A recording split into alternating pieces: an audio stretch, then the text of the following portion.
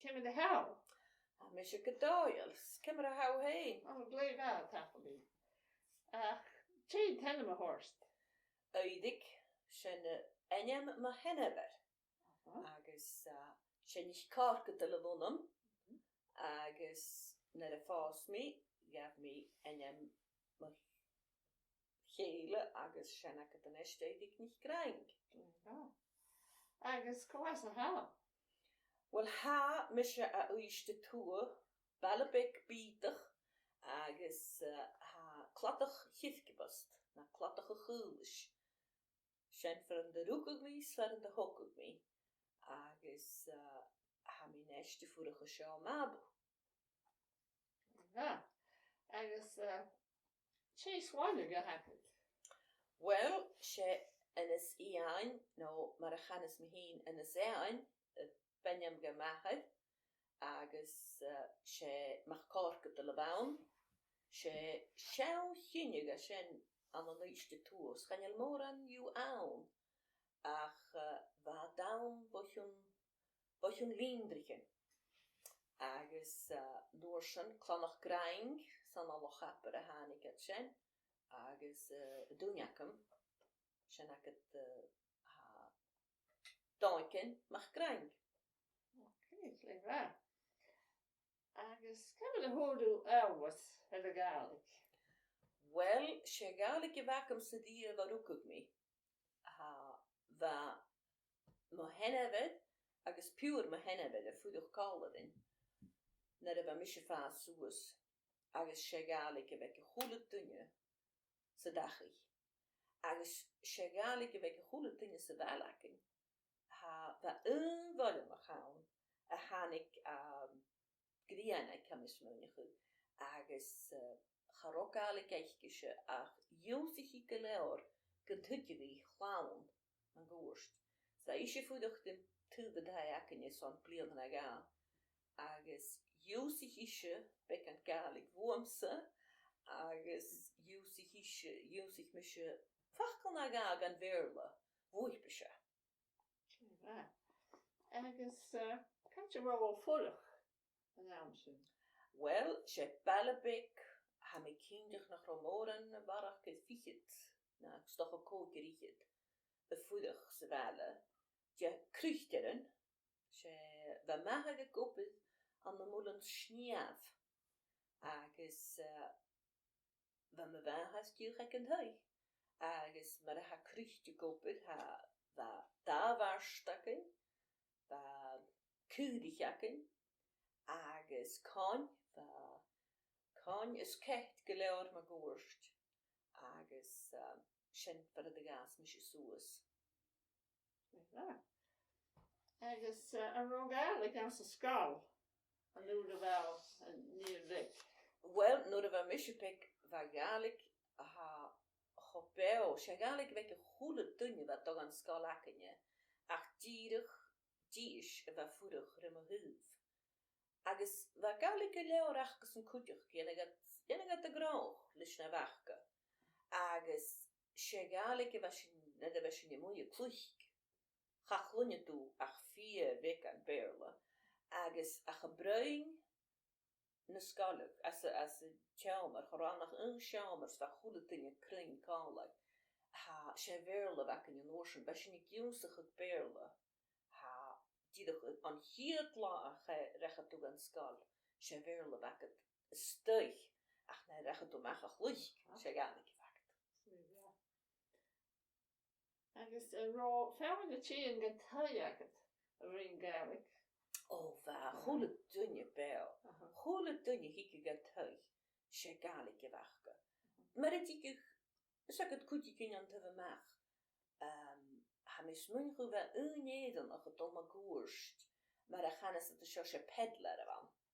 Agus se ferol y fexen, agus charo mor an ele, ach chwle dynnu fe tynnu'r cheili orn, as y fele, se gaelig y fach. Agus yn rôl cwrdd ciwl no picnicin ag yn awr sy'n. Charo, mae'r ha at y fos y sio. Haro ach vug Kaylee Beckakin as a scar is ek het dierach ek kein le blian as routen marchen met je shines met je haro more en je shine dal lite de yishne feeding. Ach was je niet in spars naar leap heen. Flauw me gorst. Heb je veel galaden? Oh, wie was je dierach kapite de wat al. Agus doen je de gelig ha kuinem haast. Ek wil nood. Ik fioin we get de falla ba hoike tuig. Agus we bort like a goede dunjake. Gemat richt we get skleor maar gaan is het. Agus va uner aan Shani Beck gaan met trish. We get shine. We gaan mak o shine. Get de we goed we get shine. Agus va shine go tallicht in de hiking gan tuig. Så nu schon verrele eeuwen gaal hikke gissen geliorn as we issen laan barstig. We karstig de waarste we karan enjemal. Agus we gena hui gaga itif. Ga we schein den oren. Ach we ge stoch op barstig. Groen de oren jekke de henki. Sikke ga machloshen de we geli. En welke cognac het heen de brin gaelic? Well, na de Madi Beck, she Madi Jeshinia, agus weisje brin gaelic as roi 3 blian goos. Ach an oorsen hannig elanjakken, agus weisje klich calorie na karsten. Agus gala ve gaelic ek ja pikken achke. Agus an oorsen ha truurakken, Madi, agus Ellen, agus Sarah, agus tukiet. Kutvaag, gaan je dat kaprin? Ja, precies, hè. En wel wat misselen die jou. Oh, Hamadi bi zijn ne file. Agus, stelle ne haren gaalik, bi kagure de niel, dras riest. Agus, hij misseler ne schau, zeg het, schau furst. Agus, gematrich bi feinig, tene fachklen het alles schau. Agus bi fein pusht wormsoorenen agus as niljaurichen saines de figure duel voeten me ra. Chanil elan, wel chanil. Chavia graakebel, misaker keol, ach hij is ne leap computers. Agus jes ook ja keol indische kutjuk agus hij she heen leap computers. Ach tuki het kutje. I understand you attended Jordan Hill College and Glasgow University, and that you have a master's degree in Celtic Studies. Can you tell us what it was like studying and getting your diploma and degree? Well, first of all, we had no high school on the island. So if you wanted to stay on in school, you left at the age of 14 or thereabouts, and you went to Inverness. Now, to me, Inverness was a big town, and if you left the island where I was born and raised, there were so many changes. I had never seen a train. I had never been on a ferry boat. I had never seen traffic lights. So many changes. And we left at the age of 14, several of us, and went to Inverness and finished off our high school in Inverness. And I still remember we always felt underdog, you know. There was this snobbishness. Maybe it wasn't there, but we felt it was there. If you were from the islands, you were more backward. Although our English was in many cases better than their own. And you were in with the sons and daughters of doctors and lawyers and, you know, big stuff. But many of us held our own with them. And then when you graduated from there, I moved on to Glasgow. Yes. And spent 4 years at Glasgow University, and they were the happiest years.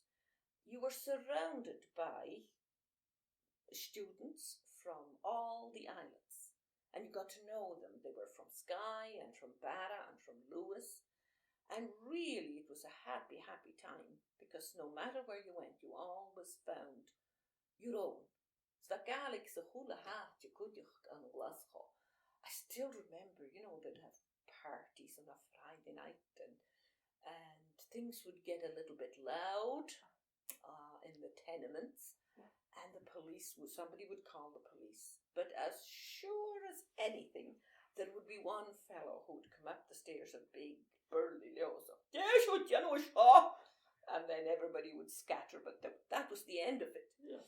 So there were I always felt comfortable in Glasgow. It was a good university. We had Derek Thompson, who was one of the best lecturers ever. Yes.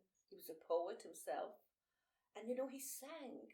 I always regret that I wasn't in the class where he sang a beautiful, beautiful walking song, Shahan.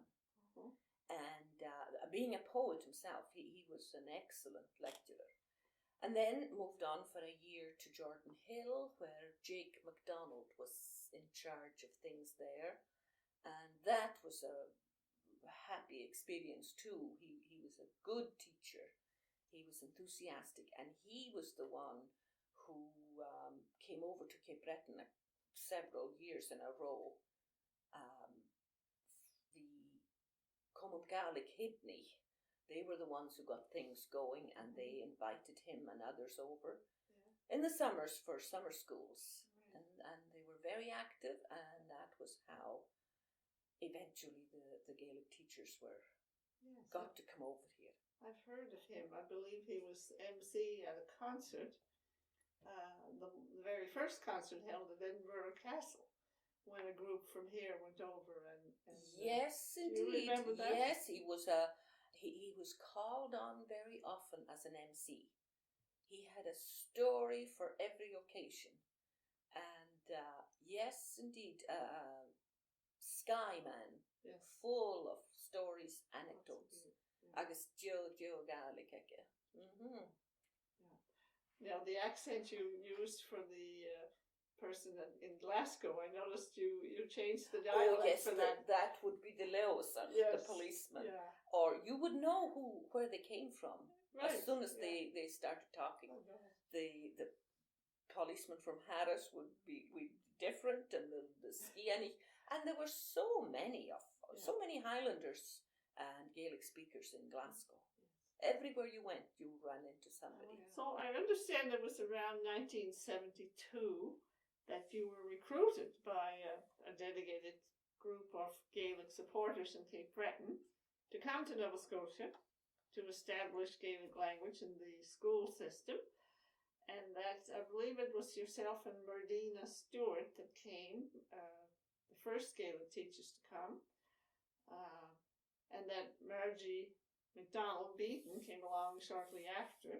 Can you share some information on that stage of your life? Jake MacDonald had been in Sydney for summer school, and he agreed to find teachers for the schools in Inverness County. And I had just finished college, Jordan Hill at the time. So actually we didn't hear. He mentioned to me that there might be a possibility of Cape Breton looking for teachers. And it was just a vague possibility. So I actually started working in Kingussie. But it did actually come through because they had to get funding from Ottawa for a pilot project. So when the funding did come through, I left my job, which wasn't easy, and I think it was October before I got here, just by the time the paperwork went through. And my friend Merdina decided not to come the first year because she had a class that was going through O-levels and higher, and she didn't want to abandon them. So I came on my own the first year, and it was quite an experience. It was very interesting. And again, Sydney was my first home. I was met in Halifax and driven to Sydney by the Campbells. And then there were the McPhersons and the McIntyres were next. This is where I spent many weekends. And they really paved the way for me. So I moved into Mabo and I stayed with Angus Cool and Katie Ann MacDonald, two lovely Gaelic speakers whose family was grown up. I think one was still there, but they were very, very good to me. They were a lovely old couple. Angus was an interesting man. He was a jack of all trades. He was a blacksmith, and he could make anything out of metal and iron. And people came from all over when I lived there. He got up at 6 o'clock every morning, had a big breakfast, and then was out working for the rest of the day. He had been a fisherman, and actually he was still fishing when I was there in the summertime. And men came from all over to get work done in his workshop. And Katie Ann was the best cook ever, and she was the perfect hostess because their house was rarely empty. Angus was interested in music, and Katie Ann actually was very musical. She played the piano, and when Danar MacDonald, the famous composer, fiddler, he was living around at that time, and he travelled around, as everybody knows. He was an itinerant player, and he'd spent some time at the Duns in Antigonish and various other places, but he often came to their house, and it reminded me of the old days when the poet or the harpist or the, would travel and stop for maybe a week at a time. And it was always impromptu. Katie Ann never knew when to expect him. He might just come off the bus with his fiddle and a small brown suitcase. And the minute he arrived, the phone would start ringing and they would tell people that Danar was there. And then maybe that evening and for several evenings, the house would be full of people like Alec Francis Mackay, other fiddlers who just wanted to hear him and have a session with him. So I got to know Danar a little, and Angus, he was a very educated man for one who didn't continue on in school. He was self-taught. He read every evening when his work was over, and he got Merdina, I think, to buy him one of those huge dictionaries of violin makers and violins, and he loved to read every evening. He was an interesting character, and he had interesting old stories too. He has been recorded, so you know what kind of stories he had. And he knew the music. He knew the names of the tunes, and yes, he did. And he sold violin strings and Rossen and books, and people came to the house for that all the time. So you really got a sense of there was a respect and love for music in that house. A lot of dancers in that family too. Right, Mary. When Mary came home, she was one of the best dancers ever, and Betty played the piano. So it really was an interesting place. That was all arranged for me before I came. So it was a good place to have gone to. And then, like I said, I was there for a year, and then when Merdina came, we moved out together and we travelled. Excuse me, did you learn any stories in Gaelic from Angus? From yes. Angus, yes. He had very interesting stories and very, very old material.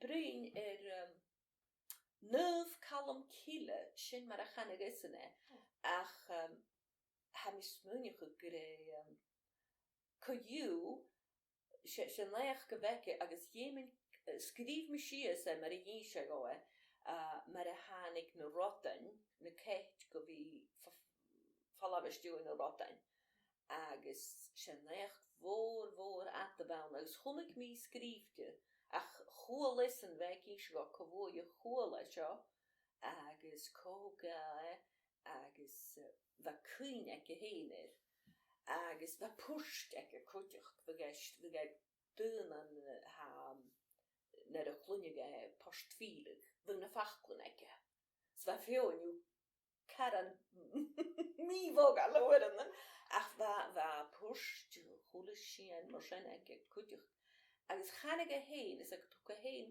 cú a héin bheith gra sé cú suachantas chlandáir.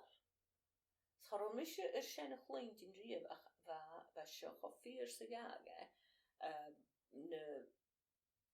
mar a na caimbalich sé torc a hachgasan agus chlamach bheithain sé mahan agus chlandáir sé cú. So seo ag gynnas. Agus aniste bhá gíse rugad a mí in Merdina agus wa héin. Something about Merdina Stewart and yourself. Oh, yes. When we were both together, I traveled to the south part of Inverness County. I taught in Judic and Port Hood and Mabel. I had the high school in Mabel and the elementary classes in both other schools. And Merdina had even more travelling to do. She did Inverness, Margaree Forks and Northeast Margaree. So that was really a lot of travel. And we saw an awful lot of students for half an hour at a time. So there was a limit to what we could do, but there was so much interest. Yes. I couldn't get over the interest from those children, and they would come in and say, my grandfather wanted me to ask you this. And it was so funny sometimes, a word that maybe I didn't know, I learned from them. Yes. There was one little fellow, and his grandfather lived in Judic, and he came in and he said, my grandfather told me to say this to you. I said, and what was it? Screep the vroo. And so I said to him, well, now, when you go home tonight, and I had to say it a few times to get him, you say this to your grandfather, screep the vroo hain. And he could say it perfectly. Yeah. So it was very interesting, the stories that you got, Yeah. and if you gave them projects to do, they brought out some very interesting information. And we always found that, not just the high school, but the elementaries as well. There was still a strong connection to the language in the home then. I understand you were on the faculty at the Celtic Studies Department. Yes, I did. I think I did 3 years altogether at St. FX, teaching folklore and the language itself and some other, really substituting for people who were off on sabbatical, for Ken and Katrina. I think I did 3 terms there. And then it was really interesting that they started a program to teach teachers. And that was a 1-term appointment. And I did that, I think, for 2 years, if not 3. So that was really interesting. My first students they're still very active in the teaching the language. Emily MacDonald is really interested, and her child speaks Gaelic, and so you got to know some of the students who were going out into the schools. That was interesting. And I know you've been a faithful volunteer at the museum here in Mabel and Drogheda. And for many years. And can you speak about that? Well, it's I went back to Scotland for 2 years to teach at Jordan Hill with my old friend Jake, and I enjoyed. That was a good experience. And then I returned when I got married. I came back to Cape Breton, and the Gaelic Society had been formed the year that I was in Scotland. and we were able to, we've worked with the society ever since then. So you're talking a long time, over 40 years. Yeah. And then we were able to purchase the building. So we have a base, and we've been there ever since, and we try to do whatever we can. Any fundraising usually goes to help students who are going to College na Gaelic or Solmore, or we have sponsored students for music. I believe pipers.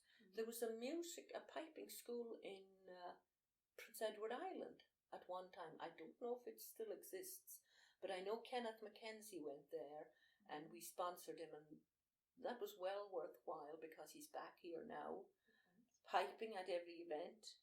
Has 2 children and wants them to grow up as speakers. Well, so that's great. And we helped any students who apply to us. Usually we help them if we can, and that comes from just fundraising. So we are still in business. I just noticed last night on Facebook a young piping group met at Andrachit. Yes. Just on the weekend. On the weekend. We make the building available to any groups that are learning, whether it's language or fiddle or dance or piping. So it's, last year, 4 nights a week, the building was used for youth. Great. So it was wonderful. You've got the best of teachers around here. Shelley Campbell is teaching fiddle. Yes. Melody Cameron is teaching step dance. Kenneth is teaching piping. Yes. And we have a craft group that meets there sometimes too. So in between putting on events, the next event is going to be the old film on Culloden. Oh, good. That's going to be shown in April. Not on the anniversary, but close. And So you have other guests come there last year. You had Fiona. Oh, Mackenzie. yes. Anybody who comes from Scotland who wishes to put on either a musical or presentation or a talk, doesn't matter. We usually try and accommodate them. Celtic Colours, we always have an event then, and some of them have been sold out. Katie Beaton was there last year, one of her former students. And one who might have gotten some of her humour from an old poet who was related to them. He was noted, Annas MacGallister, for comical songs. So there could be a little connection there. So we have Celtic Colours, and every month we try to put on an event. We're going to talk now about your book, Effie, that you wrote. Asabrai is the name of it. I believe you have a copy of it there. That's it. And it means Beyond the Braes. And I'll let you talk about it. What year that you did that work, or what? Well, I was always, when I came here first, I was struck by the number of poets who came here. And I think really Maba was a lucky, lucky place to have so many good poets coming from mostly Lochaber. And now I know that other places too. Marguerite had a group of excellent poets. But the MacDonalds especially who came to Mabo, I was amazed when I came here first that they settled, they were all related, and that they were all such good poets. So Alan the Ridge was my favourite, I think, but his first cousin, John the Hunter, they both were pioneers, and then their families and cousins. And it just struck me that the whole place at one time, you could find a poet almost in every corner. Somebody who could put together a few verses. The Ridge MacDonalds, every one of them could put verse together. The priest could put a verse together. The blacksmith, all. So it gave you an idea of what life was like when they met.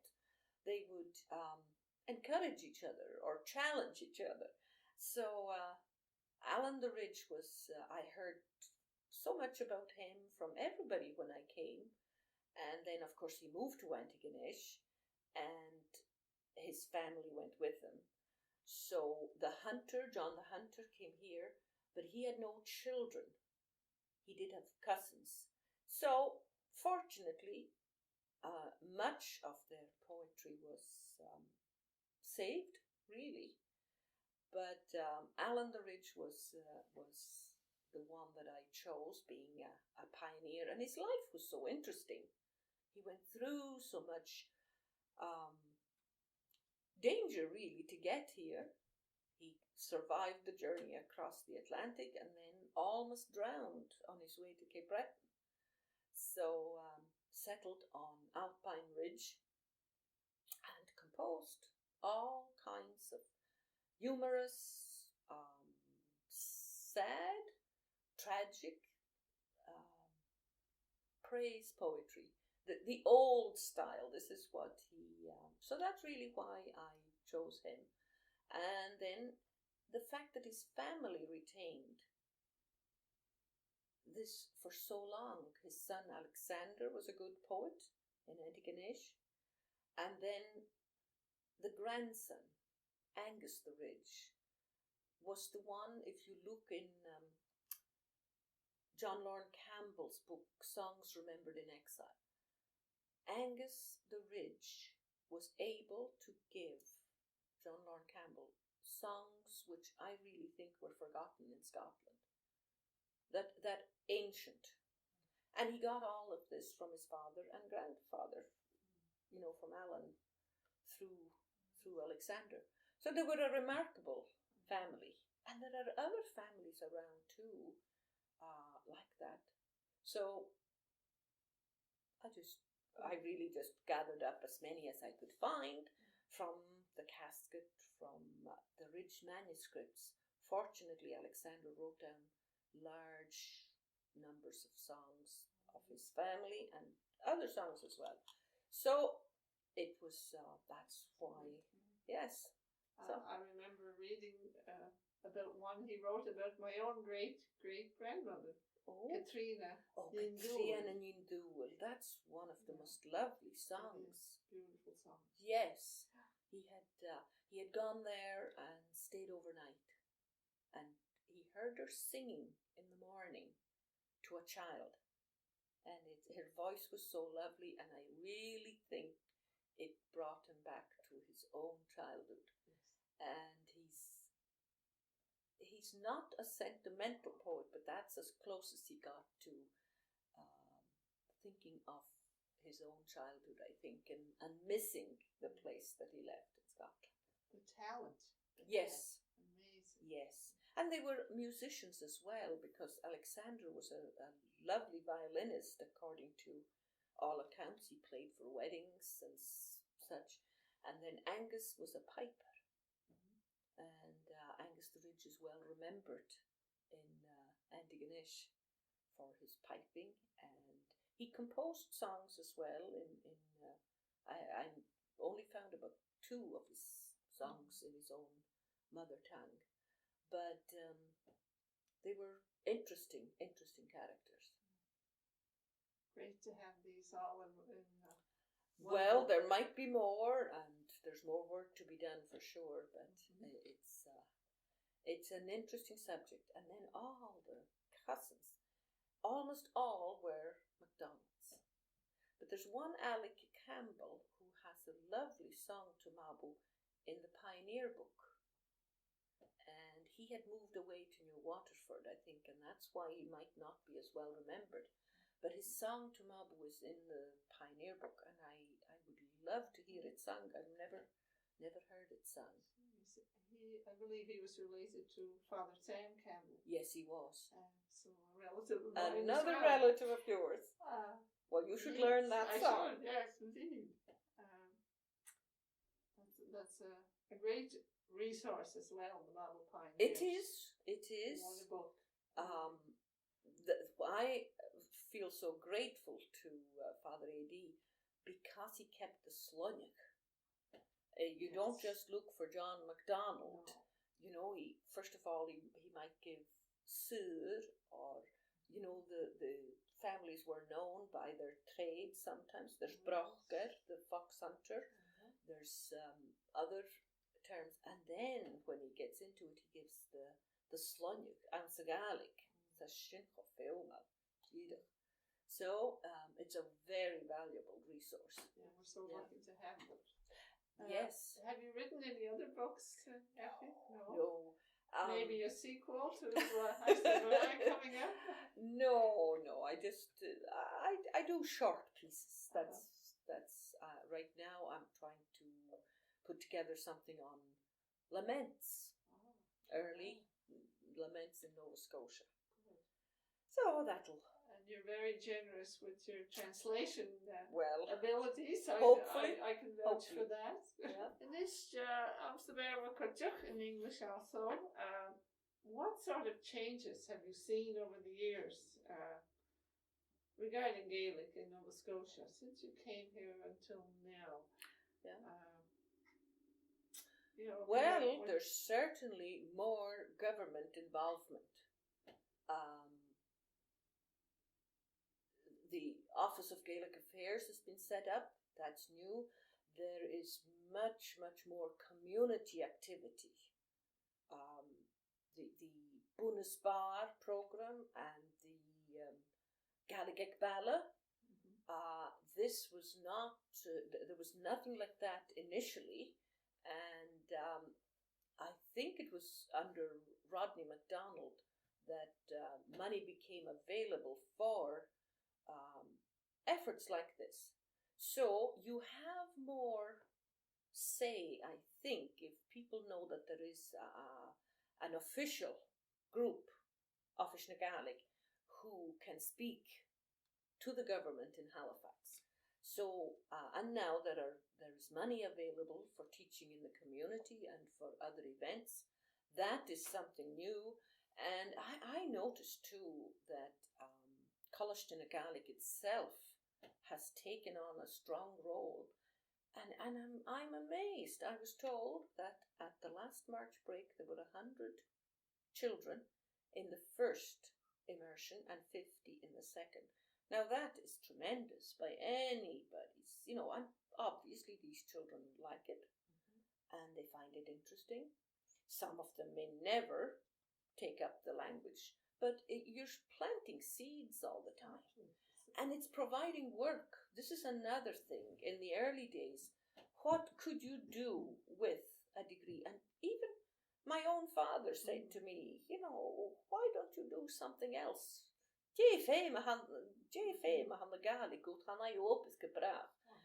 Which wasn't true, but the college especially and other places now provide work. So there's an incentive for students to excel so that they can continue and some of them have done very, very well. Some of them have attained fluency. There is so much more opportunity now. You can listen to tapes. You can go in groups of people who have the same interests and learn with them and from them. You can travel.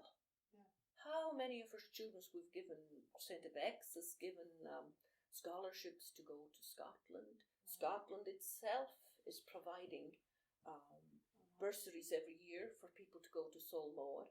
So it's so much easier. I think when I came here first, very few people traveled back and forth.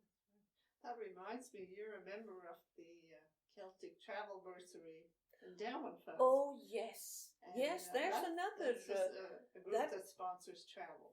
That's right. It was an idea that took off and it needed a strong and forceful person in Father Vern Butler to get people involved and gather together enough money to provide another source of revenue for students to travel. And it's not exclusive just to the language, but the language, I think, was always stressed as the important thing. They can go for music or piping or other things, but I think our emphasis has always been on the language. Yeah, and that has contributed a lot to the increased interest in Gaelic. I would think so, because even if you have somebody who's going over as a piper, and he gets to Scotland and he competes and is involved or trains or whatever, he's much more aware coming back.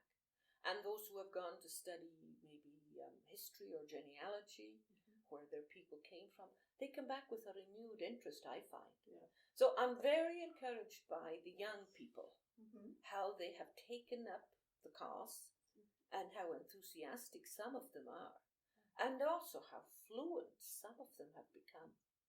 And communication has played a big role. Yes, indeed. Oh, communication is now with internet. Everything is wide open to you. It's fantastic, really. Before then, you would have to find somebody who would talk to you. Now it's instant. So it is great. So there was a report released by the government recently on culture. Have you seen that report? I skimmed it, and I didn't pay much attention to it. I didn't see much mention of our own language in it, really. And I think governments will only react to the pressure that's put upon them. And that's what is happening. Unless you have somebody with an interest, and I mentioned Rodney MacDonald before. He went through the school system here in Mabo. He was aware of the value of it, I think, and he took up that cause when he entered politics. So if you have a person with an interest, it's great. But otherwise, government will react if they're pushed. That's right. But it's important to build upon the foundation that absolutely was created in the beginning too. It is, and to make it stronger, and that can be weakened, as you well know. When anything is cut back, there is a weakening, and we need to just constantly keep up the effort to get governments to realize the value of this. So I understand there's some people say that there could be more resources in the school system. I hear that comment. Do you know anything about that? Well, resources, internet resources are readily available. Yes. I know that several of our teachers went to Scotland last year, and they attended the Starlaun annual conference. They were invited, they did a presentation, and I think they were well received. So Starlaun, of course, is a resource-based organization which provides. It is expensive to find resources, to get resources brought in. Books, for example, that was always difficult. When I started, we had to make up all our own lessons. But that's not a bad thing either. They were at least tailored to suit the children here. Yes. So that you weren't just using a book that would suit somebody in Edinburgh, for example. So there is a benefit, but it would be good for teachers to have more resources. But some do. They gather resources as you go along. What about the time allotment that they have in this? That's always, there's always a choice which is difficult, and it's sometimes impossible to avoid that. It's always been a bone of contention. And if you put the language up against a science subject that the student needs to graduate, there is difficulty there. So on the subject of milling frolics now, I know Mabo has an annual milling frolic every year, and you play a role in that too. Yes, we have that during the Mabo Ceilidh in the summertime, and the children, the Brí, the group Brí and Feish Vabu are also working with the young people on that, and milling frolics had died out when I grew up. I think I was told by my granddaunt who wove that the last one she remembered was in the 1930s in North Uist. So that had gone. But it has been revived. And I don't know if you've heard of a group of women, Banal. Oh, some of the best singers who gather together in the city of Glasgow. But they come from all walks of life and from all areas, but mostly city dwellers.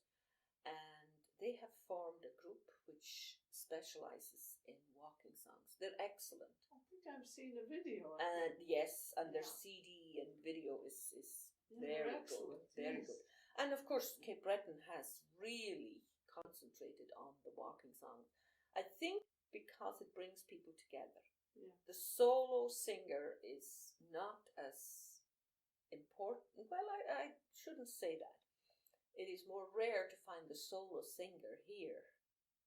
We do have, though we're very fortunate in Mabo that we do have, Joanne Rankin McIntyre is one of our young people who has done well for herself and made a name for herself as a singer of Gaelic songs.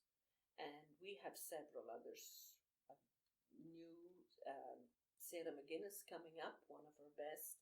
So programs like Brie and Feish Gabu and ourselves, we always try to help the children and give them an opportunity to perform. So hopefully we live in a musical area and we would like to keep that going. Well, when I came here first, I'm not a singer myself, but music was always part of the classes in the school. And in every school, they had regular concerts, and obviously the children performed. And they always wanted to have Gaelic songs. So that was part of the curriculum. When Maureen Mackenzie arrived, and Berdina Stewart, they were, and Margie Beaton, they were all good singers. And the program really concentrated a lot on singing. They taught them new Scottish songs, but also songs that would have been popular around here. And the Rankin family itself went through the school system. And all of the girls, and Jimmy, and David, they all went through the school system, and many of their songs were first learned in school. And they went on to win Junos. They never themselves classified themselves as Gaelic singers. They learned songs that they liked the melody, they learned the words, but I thought that they were very enthusiastic and sincere in what they did. I remember at the Juno Awards one year they sang Maroon Gorgeous. That's true. They chose that, Maroon Gorgeous. And it's sad in one way. I always think of Raylene. She released a CD before she died, and one of the best songs on it is Malcolm Gillis's Soliloquy. And it really is a farewell song if you listen to the words. A beautiful, beautiful song. And, I think they like to get songs which were sung in the area, which were popular, and which were sung in a certain way. I remember Maroon Gorgeous. In Scotland it's sung much slower, but Angus Rankin and on his tapes, I've listened to them, and the tempo is faster. And the same with there is a difference, but they certainly listened to old tapes and tried their best to publish them. And they're still doing it. They're still doing it, yes. Heather is singing Shivi, the Mormon. That's right, yes. And Cookie actually has taken up the language more seriously right now. She has more time, and she has gone to Solmore and is doing courses online. So I'm glad about that. Yes, me too. I'm hoping to interview Cookie as well. Well, I hope so. That would be good. What future do you see for Gaelic? Well, in years to come in Nova Scotia. If you look back in history, 200 years ago, people were saying it was dying. And probably it was true, but if you took that seriously, you would think, well, there should be nothing left now. And the language has defied all the odds so far. It has been, there were various acts of parliament which really were atrocious and tried to do away with the language. Education acts didn't even mention the language. So it has survived despite all of these things. And again, if you read what people said 200 years ago, 100 years ago, there should be nothing left here. And yet we still have a small but very vital group of people who are involved and who are speaking it, who are actually researching in it. So I don't know. I think its demise is not going to happen for some time. That's right. Well, they claim it goes back to the language of the garden. So if it lasts that long, I don't think it's in danger at all. No. It's a living language. It's a living language. When I go back home, it's the language of the village. But there are now as many incomers in that village as there are locals. But it is the language of the locals still. And but here, when I think about it, I can go to the store and meet somebody that I can have a conversation with. I can call somebody or somebody will call me on the phone. And I'm very much aware of the language here. Everywhere you go, there is some connection. So I am optimistic. Great. Positive signs. Do you have any advice for learners? Oh my goodness. Well, I really am impressed with how some have learned the language, and what I am especially grateful for is the fact that people whom I taught years ago are now teaching others. These are the people that really, really are making a difference. And Halifax itself is full of energetic, enthusiastic people who are, if you look at the list of classes they put out, I'm so grateful to them. Laura Sterling is one of those people, and she used to come here for Bunas Bar. And she left and perfected her language and keeps on teaching it. Another mature student was Kenny Morrison from Sydney. He is involved in construction. On his spare time, he's teaching. And he kept on after Bunas Bar was over. He went through another Academy na Gaelic program and is teaching. Carmen MacArthur down in Gillisdale is doing wonderful work on her farm, taking people in. She was a student at St. X. It's great to see those characters, and many more. I hate to mention some because I know I'll forget others. But the fact that these people stay with the language, come back to it, and keep on. Tybert Fawcett is over now in Edinburgh teaching, and I notice many of his papers have to do with Nova Scotia. So these are the people that give me confidence as far as the language is concerned. And it's nice to see that bond between everybody that's involved too. Yes, indeed. Yeah. You meet so many people through the language, and then there are others you see who came here by chance and realized that the language was here. One of those is Gillespie Ferguson, who comes as often as he can, and he has been taping native speakers here for the last number of years and has some valuable tapes. He made a point of doing this and going to talk with people, and he has actually broadcast some of this material, and it's excellent. I have especially hopes for the college because I see there's a revitalization happening there. The fact that children are going there, and enjoying. You know, like you talk to people. Like Wendy McKaiser goes to teach fiddle. She took her son with her. He loved it. Yes. Loved it. So that is, you know, whether he ever stays with the language or not, but the fact is the seed is planted. Exactly. So it's really, And to they me, learn so quickly. the children do. Would you like to add anything else, Effie, before we end the interview? Do you have any other thoughts? Oh my goodness, my thoughts are scattered, as you can tell. No, there's I'm learning all the time myself. I learned a lot of vocabulary, expressions, stories since I came here. I learned a lot from people, you know, from all walks of life.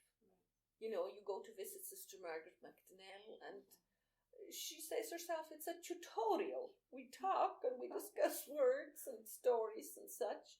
And, you know, many, many interesting facts. And one of my favorite stories, sayings rather, that I learned from Janellen Cameron's mother, Katie Ann. She was a lovely, interesting character who lived here when I came here first. And a singer. She did sing, Great yes, singer. she was a singer too and had old songs. And I remember when I was pregnant with Maddie, she asked me, "But camera how fadachkin?" And I said, "Oh, ha mi jeans vatin." And she came out with this expression, which I think is lovely. Intinus ashar naswanja. The sickness that is better than health. Oh. So it's I'd never heard that before. But from all kinds of people, I learned expressions that will always stay with me. Yes. Mm-hmm. Great. Så lekker det. Well, tack för att det är. Sätter vi. Bra.